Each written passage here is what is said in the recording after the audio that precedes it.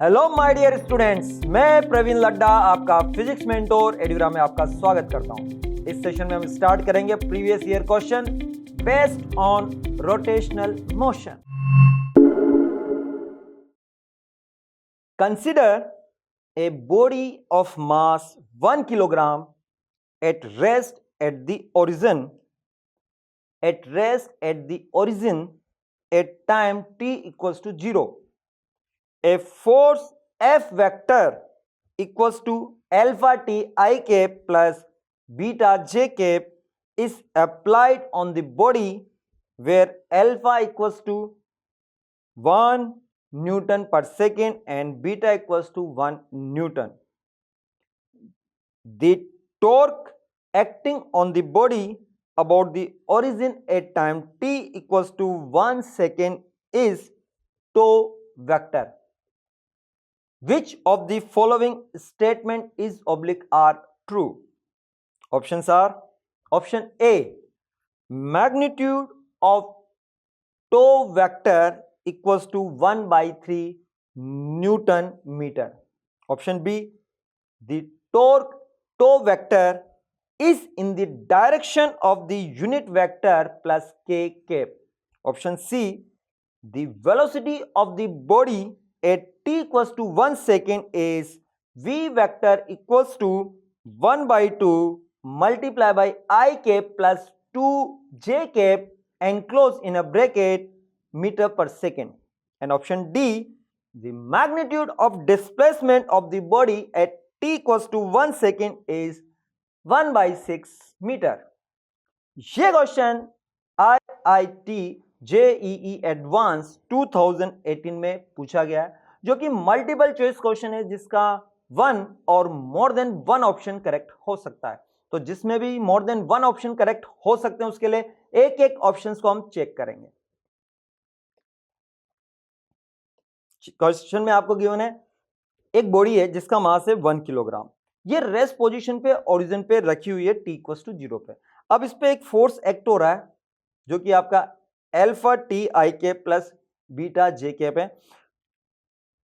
यहां अल्फा की value 1 Newton पर सेकेंड है और बीटा की वैल्यू 1 न्यूटन है।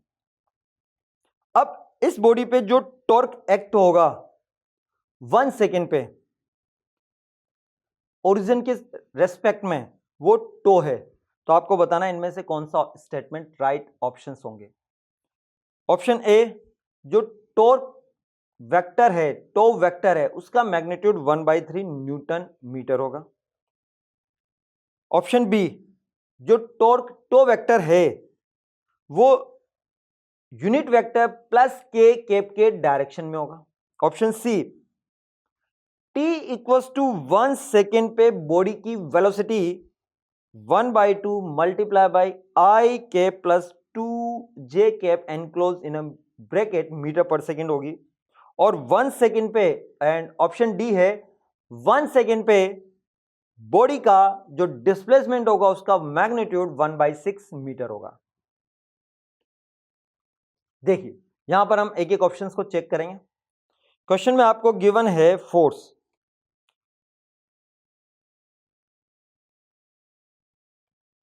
तो अल्फा की वैल्यू 1, बीटा की वैल्यू भी 1, तो फोर्स हो गया आपका F factor equals to T I cap plus J cap. Force equals to होता है मास मल्टीप्लाई बाय एक्सेलरेशन। तो हम इसको लिख सकते हैं mass multiply by D V by D T equals to T I cap plus J cap. Rearrange करें तो m की वैल्यू आपको 1 गिवन है, तो यहां पर m की वैल्यू 1 पुट कर दें। तो D V vector equals to T D T I cap plus D T J cap. अब आप बोथ साइड इंटीग्रेशन करते हैं, तो बोथ साइड इंटीग्रेशन करते हैं। जब t की वैल्यू 0 है तो पार्टिकल ऑब्जेक्ट जो है वो रेस्ट पोजीशन पे, तो इनिशियल वेलोसिटी 0 है। t टाइम बाद इसकी वेलोसिटी है v, तो dv का इंटीग्रेशन करेंगे, लिमिट पुट करेंगे तो ये आएगा v vector will be equals to T D T का इंटीग्रेशन करते हैं और लिमिट पुट करते हैं 0 से t, तो ये हो गया T square by 2 I cap. और इसी तरह से डी टी का इंटीग्रेशन करते हैं तो ये आ गया टी जे कैप। तो ये वेलोसिटी वेक्टर आ गया।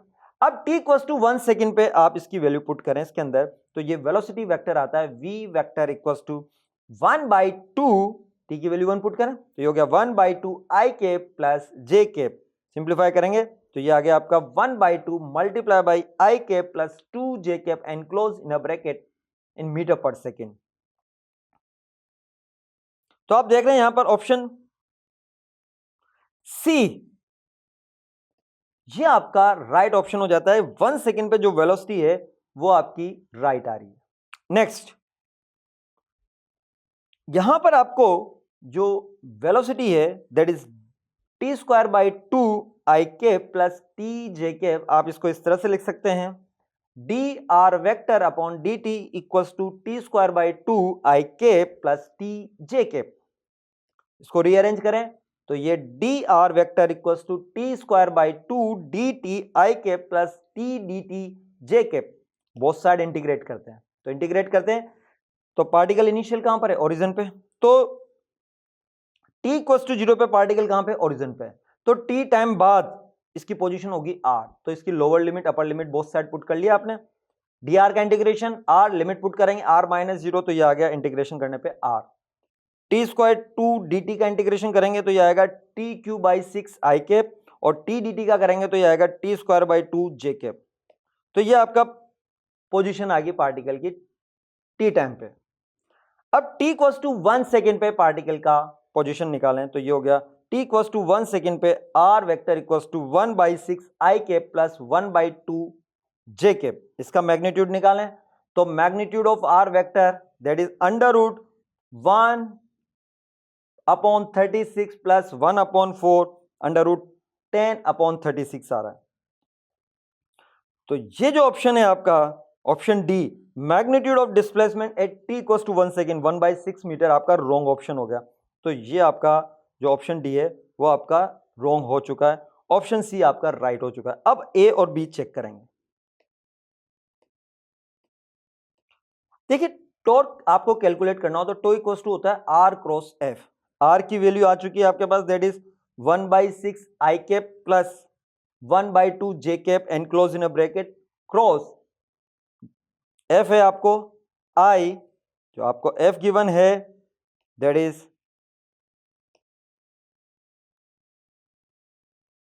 टी इक्वल्स टू 1 सेकेंड पे that is I cap plus J cap. तो 1 सेकेंड पे फोर्स है आपका I cap plus J cap. इसको आप जब सिंप्लीफाई करते हैं बाय डिटर्मिनेंट मेथड से तो जो टॉर्क की वैल्यू आती है ये आती है -1/3 के कैप। तो इसका जो मैग्नीट्यूड हो रहा है वो आ रहा है 1/3 न्यूटन मीटर। तो ऑप्शन ए ये भी आपका राइट ऑप्शन होगा। और आप देख रहे हैं ऑप्शन बी जो है वो प्लस के डायरेक्शन में आ रहा है जबकि ये रॉन्ग है, माइनस के डायरेक्शन में आएगा तो ऑप्शन बी आपका रॉन्ग ऑप्शन हो जाएगा। तो यहां पर राइट आंसर होगा option A and option C.